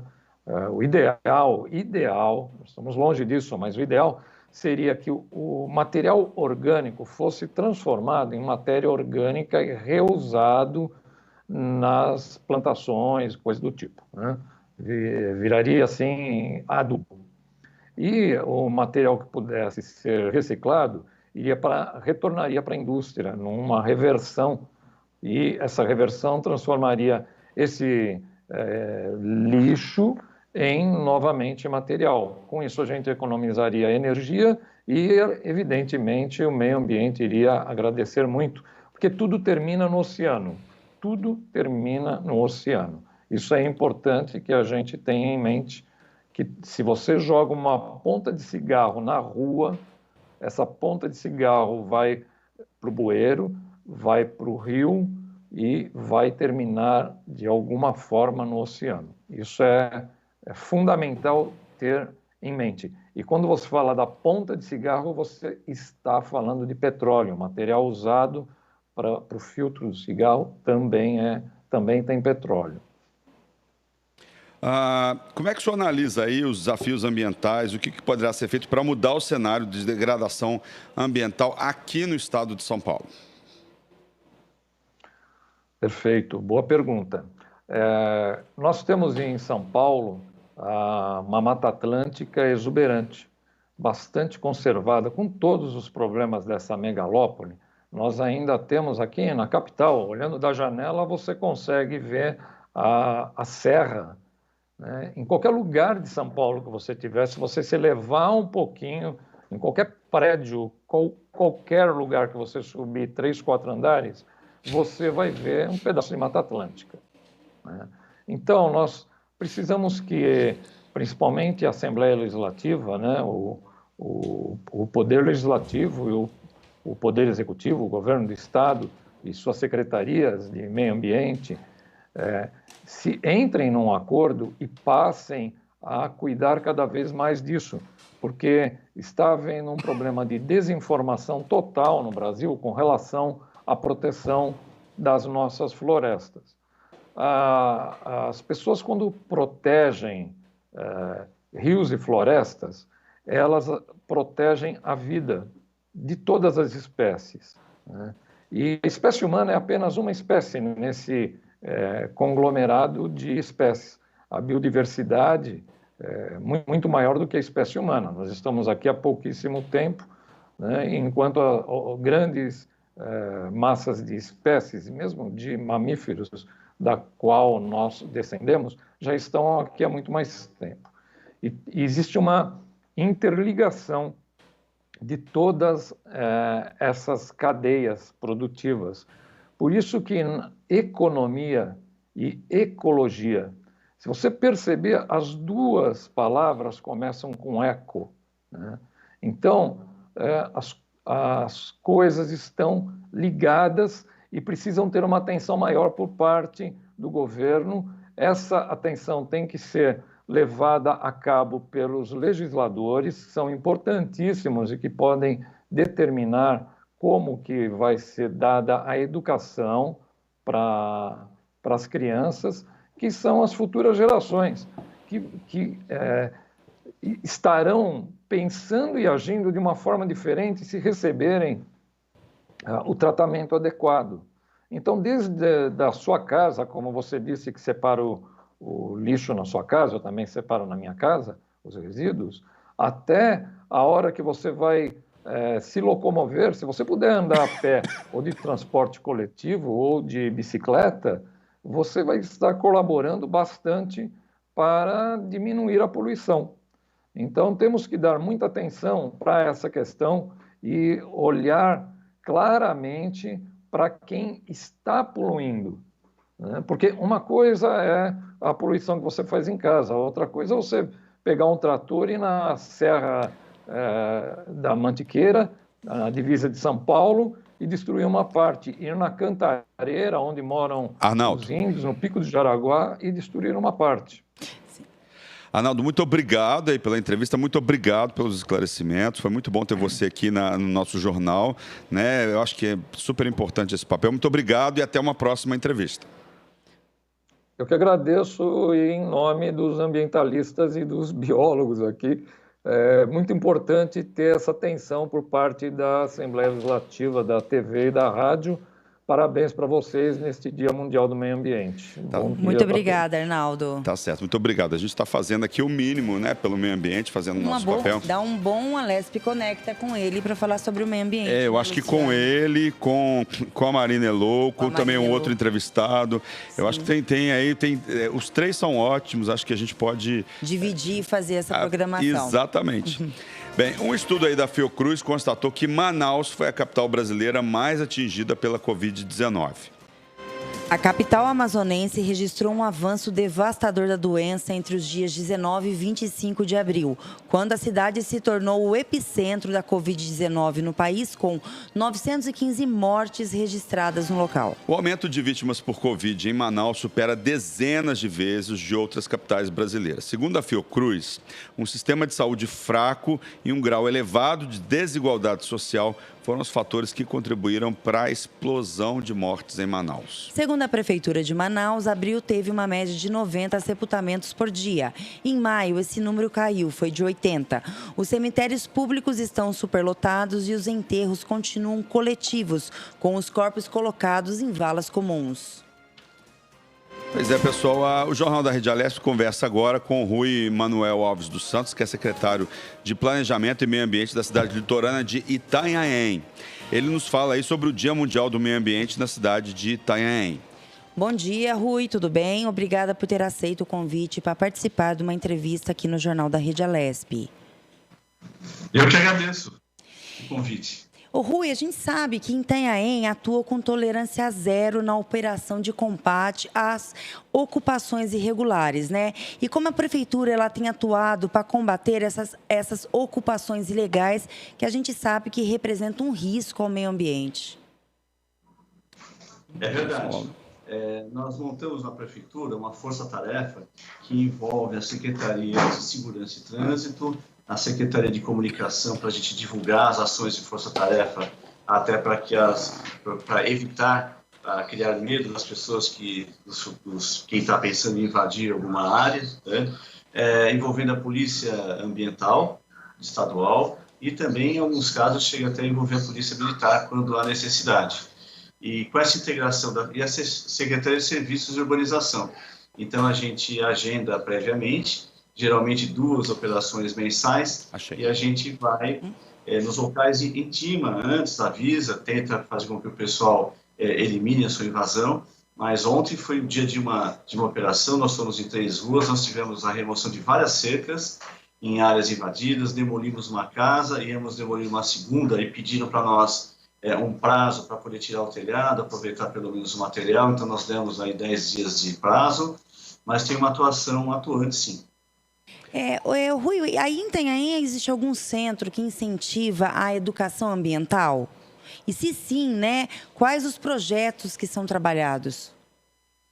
Olha, nós temos um centro de educação ambiental. Itanhaém, nós somos uma cidade que tem a maior bacia hidrográfica do estado de São Paulo, tirando a região de Cananéia, que metade da bacia está no estado de São Paulo e metade está no estado do Paraná. Mas nós somos a primeira bacia do estado de São Paulo ou a segunda, depende da forma como considerar. E de frente para o estuário do Rio, nós temos um complexo ambiental. Esse complexo tem a sede da Polícia Ambiental, uma sede do ICMBio, uma sede do Instituto Florestal, uma sede de um centro de monitoramento do Rio Itanhaém, que agora está desativado. Nós estamos pedindo recursos para conseguir reativá-lo e reformá-lo. Temos o viveiro de mudas, temos a nossa fiscalização municipal ambiental e tem um outro prédio, que é um centro de pesquisas de história do Rio, com laboratórios, e o Centro de Educação Ambiental. Lá nós temos uma sala da biodiversidade, que é um museu, um acervo bonito, grande, todo feito com doações. Então nós temos, assim, ossadas de baleias, treinos de baleias, coleção de conchas, de pedras, vários animais, o esqueleto de vários animais, e é uma exposição em que... Opa, deu uma queda aí, né? Vamos ver se a gente volta aí com o secretário de Planejamento e Meio Ambiente, né? Bom falar um pouco, né, sobre esse Dia Mundial do Meio Ambiente aí. Eu estava numa entrevista até aqui para a Rede Alesp, Lilian, a gente falando sobre o plástico nos oceanos, né? E aí existem alguns institutos no litoral paulista que trabalham com essa questão, que incentivam a população a não jogar lixo, principalmente plástico aí nos rios e nos oceanos, porque o lixo que a gente joga aqui em São Paulo, lixo que vai parar no Rio Tietê ou no Rio Pinheiros, daqui a pouco ele vai desaguar lá no oceano. Sim, sim. E aí quem vai sofrer, quem vai sentir primeiro esses impactos é a população das cidades litorâneas de São Paulo, do Rio, do Paraná, enfim, o pessoal dessas áreas. E quem vai sentir principalmente, não só as situações, a população litorânea, mas os animais também. Os animais aquáticos, né? Os animais aquáticos é o que mais sentem, né? Pois secretário, o senhor está de volta aí com a gente? Sim. Pode completar a resposta que o senhor estava falando aí, né? A gente estava falando se existe algum centro que incentiva a educação ambiental, quais são os projetos trabalhados. Fala aí para a gente. Pode continuar, por favor, secretário. Eu estava descrevendo lá a sala de biodiversidade, em que é uma exposição que passa pelos oceanos, depois entra pelas praias, depois nos mangues e depois na floresta, e que as crianças aprendem toda a biodiversidade da região. Temos uma sala de aquários, temos os laboratórios que algumas universidades usam para fazer pesquisas no Rio, usam gratuitamente, geralmente as universidades da Unesp utilizam. Temos a sala da água e temos um auditório. E um quiosque também, Espaço Teia da Vida. E nesse Centro de Educação Ambiental, nós fazemos aberto ao público nas quintas-feiras, e durante o restante da semana, nós recebemos os estudantes da rede municipal escolar ou outros grupos que se inscrevem para participar e para visitar lá o Centro de Educação Ambiental. E na rede de educação, os projetos são desenvolvidos conforme a idade escolar. Então, nós temos, para crianças de 9 anos, do 9º ano é um projeto, de 7º ano é outro, as pequenininhas são outros. Conforme a idade, a fase escolar, são desenvolvidos projetos interativos em que elas participam do Espaço Teia da Vida. As aulas são, além da visitação do Espaço da Biodiversidade, tem projetos específicos para elas poderem desenvolver. Lá fora tem compostagem, temos alguns outros exemplos de preservação ambiental. Especificamente os projetos, eu não consigo descrever agora, porque varia de série para série, de aula para aula. mas é bastante interessante. Tivemos, ano passado, a visitação de 2.001 pessoas, sendo 650 pessoas, em média, de outros grupos que se inscreveram. Nós tivemos o projeto EJA, que se inscreveu, pediram para abrir à noite, para as pessoas que estudam à noite, e mais ou menos 1.300 alunos da rede municipal escolar. Isso de julho para frente, porque nós inauguramos ele em junho. O doutor Rui, por favor, Itanhaém, né, eu estava lendo aqui, ela recebeu o troféu Franco Montoro pela liderança do ranking do Programa Municipal Verde Azul da Secretaria de Infraestrutura e Meio Ambiente do Estado, né? Como que é conseguir o primeiro lugar entre os municípios da Baixada Santista? O senhor poderia estar falando um pouquinho disso para nós? Posso, olha, o município Verde Azul, ser o município Verde Azul é bastante importante, né? É um projeto do Estado em que faz com que todas as cidades que vão aderindo à obtenção do selo Verde Azul, elas vão mudando criando dentro da sua estrutura administrativa das prefeituras a prática ambiental, né? Para que gradativamente vai sendo feito a adequação dos prédios, das ações públicas em virtude do meio ambiente. E nós tivemos realmente, ficamos em primeiro lugar na Bacia Hidrográfica da Baixada Santista e em 22º lugar no estado de São Paulo. Muito nos honra com essa premiação. Mas eu acho que as coisas que nos levaram a obter, né, o selo Verde Azul são algumas ações integradas. Nós temos algumas coisas assim diferenciadas no município. Um dos principais fatores diferenciados, nós temos um banco de alimentos, né? Esse banco de alimentos, ele recebe alimentos da produção rural, do pequeno produtor rural da nossa cidade e distribui as sobras para a população carente e distribui e faz a venda, faz a intermediação para a venda na merenda, na empresa que faz a merenda. Com isso, a gente desenvolve a agricultura local e a gente consegue fazer uma união maior, né? Causar uma produção rural e a gente acaba desenvolvendo bastante a economia local. Esse é um projeto premiado, foi inédito. Nós somos o primeiro banco de alimentos no Brasil instalado. Até a diretora do Banco de Alimentos agora foi contratada, não lembro para que cidade, para montar um banco de alimentos em outro estado. Eu não lembro agora, na região do Nordeste, não lembro agora qual estado que ela foi, mas eu lembro que nós fomos chamados para expor o nosso projeto do Banco de Alimentos no estado do Mato Grosso, no estado de Goiás. É um exemplo a ser seguido para o Brasil, né? E aí, depois, esse Banco de Alimentos incentivou a Feira do Produtor. Então, todos os sábados, no estacionamento do Paço Municipal, nós temos a Feira do Produtor, em que o produtor local, com produto orgânico, ele vende seus produtos direto ao consumidor, que consome um produto melhor. Inclusive, na Feira do Produtor e no Banco de Alimentos, os índios participam. Hoje, os índios de Itanhaém, com o seu milho guarani, que é aquele milho diferenciado, ele produz e atende e ganha o seu dinheiro para ajudar a subsistência das aldeias indígenas, né? Então, esses são fatores de exemplo que fizeram com que nós conseguíssemos, né? Um dos fatores que nós obtivemos, que nos ajudaram na pontuação do município Verde Azul. O Centro de Educação Ambiental também ele é um fator bastante preponderante na pontuação, porque ele é um prédio todo adequado à questão ambiental. Então, nós temos lá o reuso de água, nós temos economia de luz, nós temos iluminação natural, e todos os fatores ligados ao incentivo a andar de bicicleta, temos lá os pontos de paradas de bicicleta, temos a calçada verde, o Centro de Educação Ambiental. Então, ele é um prédio, as torneiras com economizadores, as luzes nos ambientes de circulação de passagem, elas acendem e apagam conforme com sensores. Então, ele é um prédio para ensinar também a questão, ele é adequado ambientalmente. Então, ele por si só, além do projeto de educação ambiental, ele pontua bastante. Na questão das praias, que nos ajuda na pontuação, temos o projeto Jundu, que é um projeto que a gente incentiva, pega os troncos que descem pelos rios, vai encostando nas encostas da praia, cobre parcialmente com areia, para induzir a criação da vegetação de jundu que protege a erosão das praias. Então, esse é um projeto importante também que nos ajudou a pontuação. O combate às invasões também nos ajudou bastante nessa questão da pontuação. Nós temos uma questão dos animais, que são feitas na cidade feiras de adoção de animais, geralmente por ONGs que trabalham voluntariamente, mas tem alguma participação da prefeitura, isso cabe na pontuação também.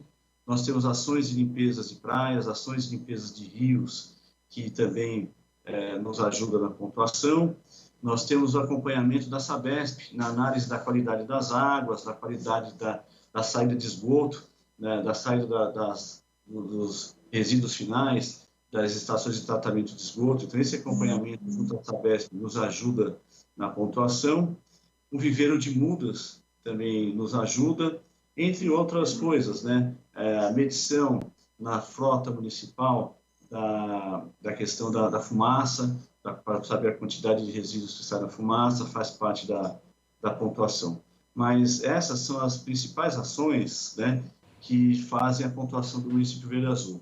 E um outro fator que é importante, que ajuda a pontuar muito, é possuir um Conselho de Defesa de Meio Ambiente, o CONDEMA municipal, e que esse CONDEMA seja ativo e tenha as 12 reuniões mensais, tem reunião todos os meses, né? Então, essas atas são enviadas para lá e também fazem parte da pontuação, e também ter o Fundo de Meio Ambiente e ter utilizado o meio ambiente, usar o fundo para alguma ação ambiental, para custear alguma ação ambiental, ajudam na pontuação. São todos fatores que ajudam. Tá certo, eu gostaria de agradecer aí o secretário de Planejamento e Meio Ambiente aí de Itanhaém, o Rui Manuel Alves dos Santos. Muito obrigado aí pelos esclarecimentos aqui das ações de vocês aqui na Regialesp. Eu que agradeço. Quero deixar aqui um abraço a todos, dar os parabéns para vocês, né, no programa. E hoje é um dia especial, né, porque nós estamos exatamente hoje no Dia do Meio Ambiente.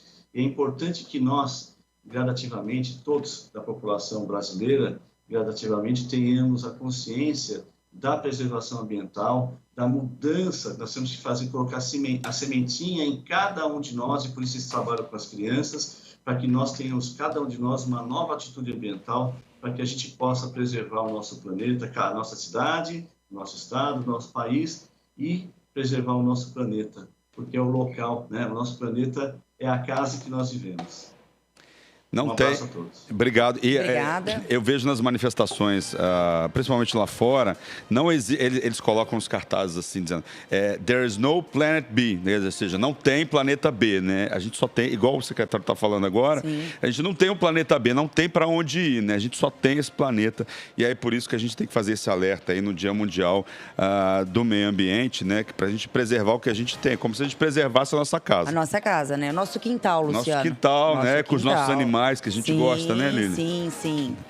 Bem, pessoal, aspectos políticos e de saúde pública são apresentados aí na tribuna virtual do Parlamento Paulista. A deputada Janaína Pascoal, do PSL, falou sobre as emendas de isenção fiscal que propôs um projeto com medidas de enfrentamento à Covid-19 que tramita na Assembleia Legislativa do Estado de São Paulo. Pois é, a parlamentar disse apoiar o congelamento do prazo de concursos já realizados para ser justa com os aprovados e economizar dinheiro público. Ela também agradeceu as moções de apoio pelo projeto de sua autoria que previa a inclusão de fisioterapeutas nas unidades de terapia intensiva. Hoje o Brasil inteiro sabe que os profissionais da fisioterapia estão até mais capacitados, sem nenhum demérito, do que os próprios profissionais da área médica para realizar a intubação. É um procedimento difícil. Há locais em que nós temos os respiradores, temos os sedativos, mas não temos profissionais com condições. A Janaína afirmou em seguida, em busca aí dos detalhes sobre a aquisição de respiradores pelo Estado de São Paulo, né? A Janaína afirmou seguir em busca dos detalhes sobre a aquisição de respiradores pelo Estado de São Paulo e criticou a Comissão Parlamentar Mista de Inquérito das Fake News no Congresso por ter classificado o veículo Gazeta do Povo como propagador de notícias falsas. A parlamentar assegurou ser contra a manutenção de Sérgio Camargo como presidente da Fundação Cultural Palmares. O deputado Carlos Gianazzi, do PSOL, manifestou preocupação com uma possível volta às aulas no mês de julho. De acordo com ele, a ação leva as pessoas a enfrentarem que a situação do Estado está se normalizando. Entenderem que está se normalizando. Sim. Janazzi citou a cidade de Suzano e lamentou o fato de alguns servidores da educação precisarem se manter nas escolas neste momento. Vamos ver. O prefeito está expondo, arriscando a vida de servidoras e servidores da educação. Nós não podemos tolerar que isso aconteça em nenhum lugar do Brasil, muito menos aqui em São Paulo e em municípios aqui da grande São Paulo. Nós vamos reagir com veemência. A deputada Mônica, da bancada ativista do PSOL, mostrou repúdio ao governo Bolsonaro e ao que ela descreveu como a ascensão da ameaça fascista e da violência política no Brasil. Infelizmente, durante uma pandemia em que as pessoas deveriam estar em casa, se resguardando, se cuidando, elas estão obrigadas a sair às ruas para lutar pelo direito à sobrevida, à vida. A gente viu grandes manifestações antirracistas nos Estados Unidos e no Brasil. A gente viu manifestações contra a ascensão fascista, inclusive aqui em São Paulo. Já Rafael Silva, do PSB, citou o estado de Santa Catarina como um exemplo de sucesso no enfrentamento do coronavírus. Ele criticou a diminuição da frota dos ônibus em São Paulo, fator que afirmou aumentar a aglomeração, e pediu pesquisas que considerem a reação genética dos indivíduos diante do coronavírus. Pois é, a gente ouviu agora um pouco antes aqui, o Rafael Silva citando o estado de Santa Catarina como exemplo do sucesso no enfrentamento ao coronavírus. Vamos ouvir esse trecho. Eles paralisaram o transporte coletivo. O transporte coletivo lá existe para aquelas pessoas que trabalham na área da saúde. Eu denunciei que nós teríamos muitas mortes e que o vírus seria encaminhado por os bairros periféricos, mas as autoridades não escutaram.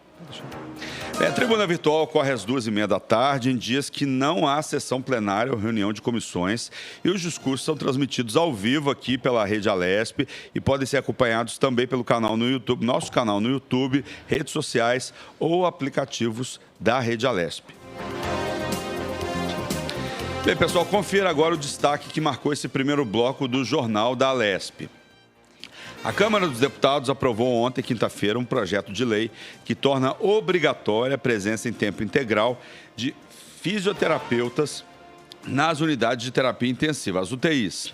A presença deve ser mantida 24 horas por dia, em torno de 8 horas, e o texto agora segue para análise do Senado. Lília, eu sempre gosto de fazer, no fim dos blocos, assim, a gente falar o que foi destaque, né? Para mim, também, além desse destaque, foi a questão do meio ambiente, né? A gente trouxe vários especialistas, trouxe a deputada Marina Hello, essa é a base do mandato dela. E hoje é o Dia Mundial do Meio Ambiente, né, Luciano? Lembrando que hoje é o Dia Mundial, sim. Né? E também tem o Dia Estadual, a Assembleia também fez, né? Então, vamos conscientizar, né? Vamos começar dentro de casa. Isso não é uma atitude, cuidar do meio ambiente não é uma atitude só dos governos, a gente não deve terceirizar essa responsabilidade para os governantes. Os governantes têm que fazer a sua parte, claro, né? Muitos já estão fazendo, mas você pode começar na sua casa, você pode começar aí jogando lixo reciclado, aproveitando embalagens plásticas mais de uma vez. São pequenas atitudes que fazem muita diferença. Se cada um tiver um pouquinho de atitude dentro de casa, começando dentro de casa, isso vai ter um enorme reflexo no meio ambiente. Com certeza. Pois é, o Jornal da Rede Alesp, informando tudo o que está acontecendo na luta e prevenção contra o contágio do coronavírus, faz o intervalo.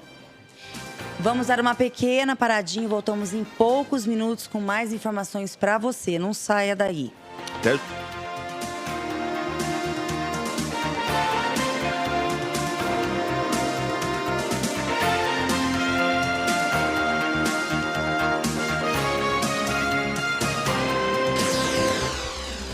Você acompanha Jornal da Rede Alesp.